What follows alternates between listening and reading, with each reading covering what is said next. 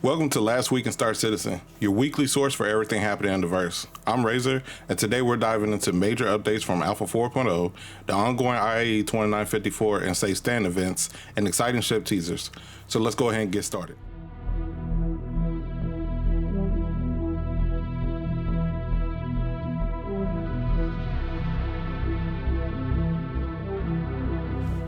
This week's Patch Watch, Fire and Metal revealed exciting features for Alpha 4.0. So let's go ahead and get into exactly what they said. Welcome to our second edition of Patch Watch for Alpha 4.0. In our Patch Watch series, we highlight upcoming features, improvements, and fixes not shown on the public roadmap. With Pyro, server meshing, new missions, and more coming to the verse, there's a lot of new content to explore.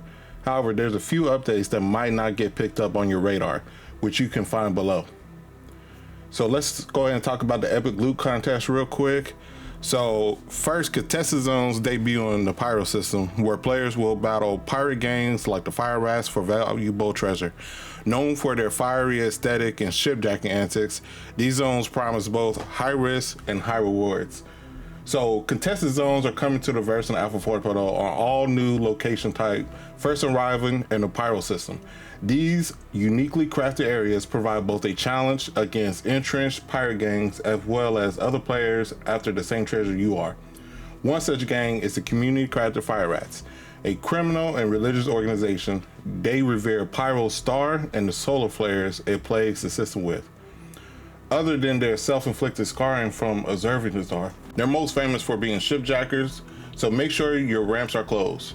Below are some examples of the spoils you may find within the zone controlled by the Fire Rats with a heat-distorted design to complement the gang's aesthetic. Other gangs have their heels dug in throughout the Pyro system, such as Horizon, Xenothreat, and more, all with their own spoils. Follow the trail treasure, and the risk will be worth the reward. So a few other things that they talked about in this 4.0 patch watch was the Anvil character received two major updates. So one, functioning cargo pods with 456 SCU of additional capacity. Now mind you, the cargo pods open, but they do not lower. So if you own a Carrack, I suggest you try to get into 4.0, or if you know somebody that that has a Carrack, so that way they can kind of show you. And I'm sure some of you guys have seen videos, and I'm going to try to come out with a video for the Carrack as well, so I can show you some of the features that have been changed and what they look like, and does that actually help now with the game. And then secondly, blast shields for the bridge, perfect for navigating the Pyro system, blinding solar flares. Well, with 4.0, they're not bringing in the solar flare. I believe that's going to probably come in a 4.x patch. So we'll see whether or not that actually helps out with the solar flares and Pyro. Last time I played Pyro, where they did have the solar flare in it, it did seem like they would help, but in the heat of battle, or if you got a solar flare come up, I know they give you a warning. I'm not exactly sure how viable that'll be. But lastly, FOIP enhancements have arrived, improving facial expression tracking, head rotation, and overall performance. It's a big step forward for immersive gameplay. And the community reactions are buzzing, with many excited for these updates.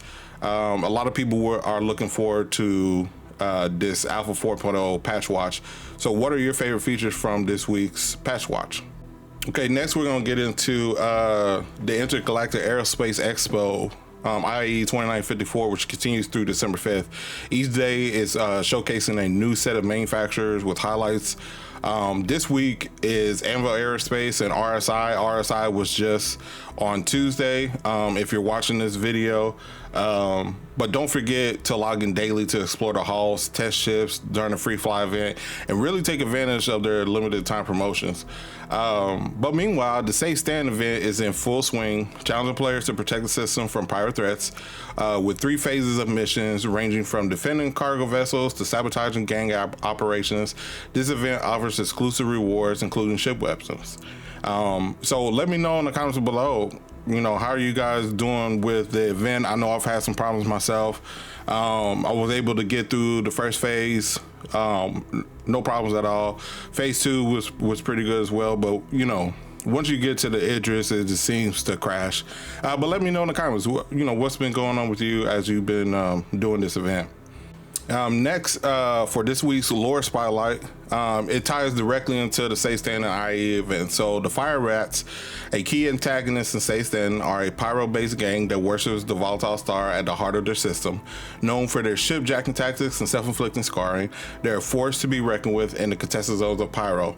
And on the lighter side, the IE Academy is providing a lore-filled walkthrough of the expo, perfect for new players exploring the event. It's a great way to dive into the history and excitement of IE 2954, and you get some rewards at the end. One of them, I think, is the bigger reward, the P4AR. Okay, so this week we got a sneak peek at two exciting ships, the Anvil Paladin and Mirai Guardian. The Anvil Paladin is rumored to be a large gunship rivaling the Aegis Hammerhead with heavy armament and a robust design. Early speculation suggests it could be a game changer for fleet engagements. Dual size 5 weapons is shaping up to be a formidable contender in dogfights.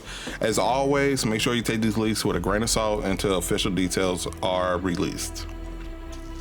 And in this week's developer update, the IAE show episodes provided exciting insights. Episode 1 focused on capital ships, showcasing their strategic roles and development progress. We also saw the return of quantum questions, where developers tackled community inquiries. And episode 2 shifted to fleet combat mechanics and featured a fascinating look at the planet Arcor and the Lord Maker segment. The episode also addressed community concerns about the Polaris, providing updates on its development. Make sure you catch both of these episodes on the official Star Citizen YouTube channel for more details. And that's it this week for last week's Star Citizen. Looking ahead, the final days of IE 2954 are upon us, and we expect more updates as Alpha 4.0 expands its testing phases.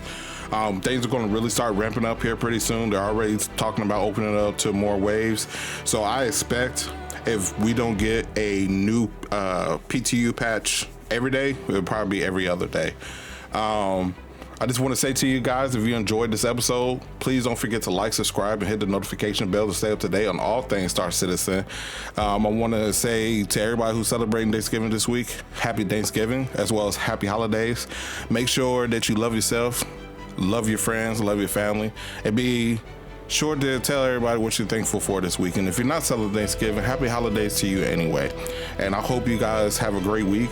This might be the only episode that I do this week. I might not come out with any content because I actually do want to spend some time with my family.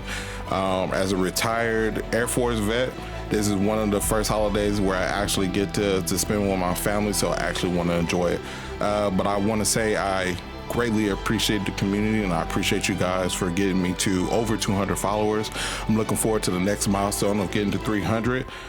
Thank you guys for everything you've done, and I'll see you guys in the verse.